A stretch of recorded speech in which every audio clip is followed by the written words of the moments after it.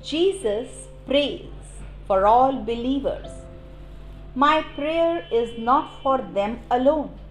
I pray also for those who will believe in me through their message, that all of them may be one. Father, just as you are in me and I am in you, may they also be in us, so that the world may believe that you have sent me.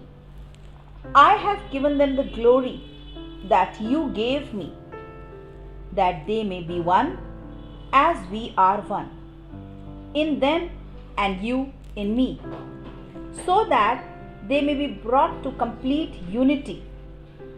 Then the world will know that you sent me and have loved them even as you have loved me. Father, I want those you have given me to be with me where I am, and to see my glory, the glory you have given me, because you loved me before the creation of the world. Righteous Father, though the world does not know you, I know you, and they know that you have sent me. I have made you known to them and will continue to make you known, in order that the love you have for me may be in them and that I myself may be in them. Next lesson, Jesus arrested. When he had finished praying, Jesus left with his disciples and crossed the Kidron Valley. On the other side there was a garden, and he and his disciples went into it.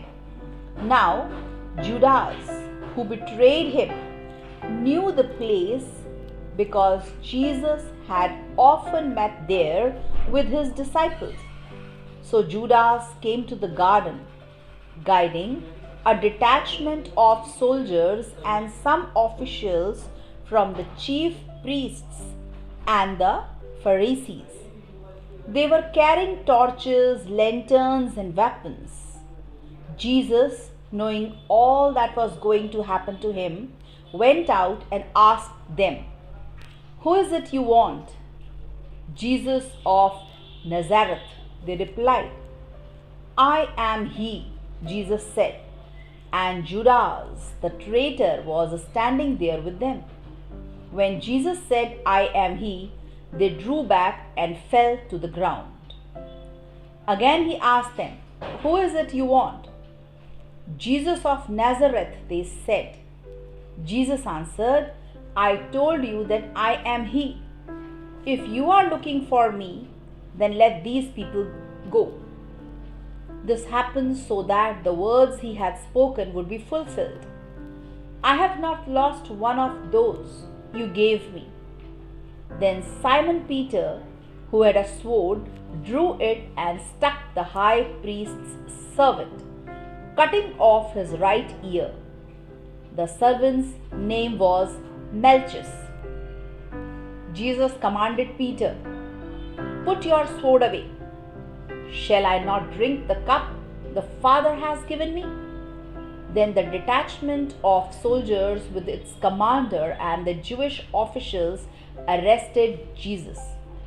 They bound him and brought him first to Annas, who was the father-in-law of Caiaphas, the high priest that year.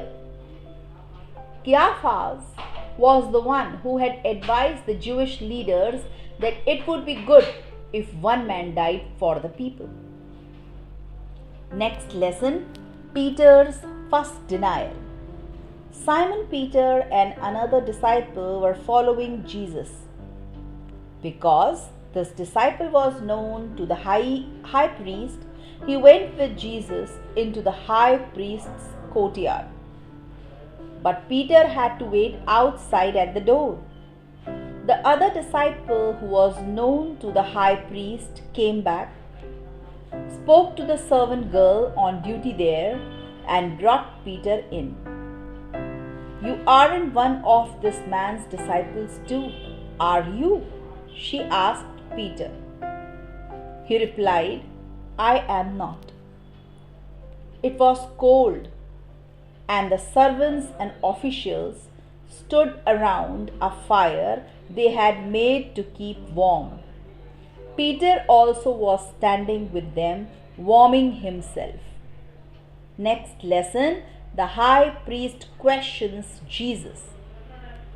Meanwhile, the high priest questioned Jesus about his disciples and his teaching.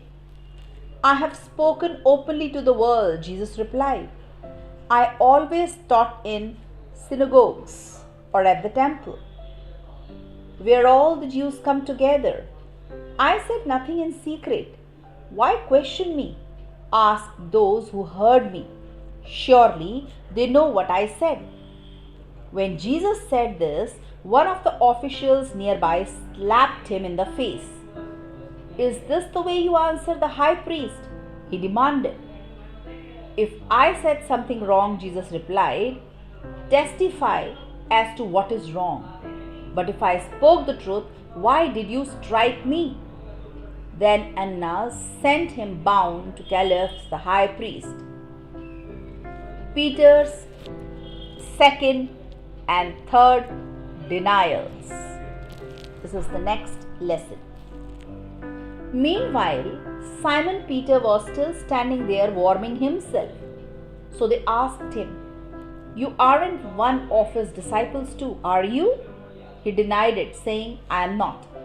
One of the high priest's servants, a relative of the man whose ear Peter has cut off, challenged him.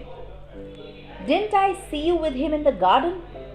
Again Peter denied it, and at that moment a rooster began to crow. Next lesson, Jesus before Pilate.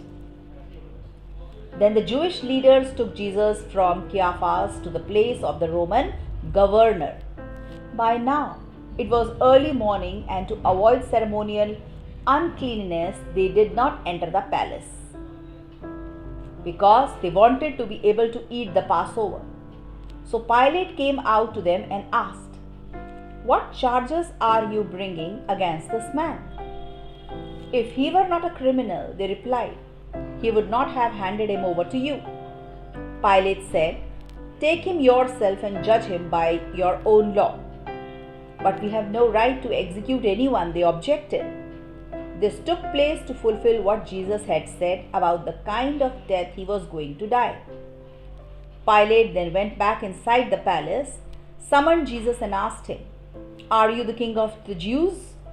Is that your own idea? Jesus asked. Or did others talk to you about me? Am I a Jew? Pilate replied. Your own people and chief priests handed you over to me. What is it you have done?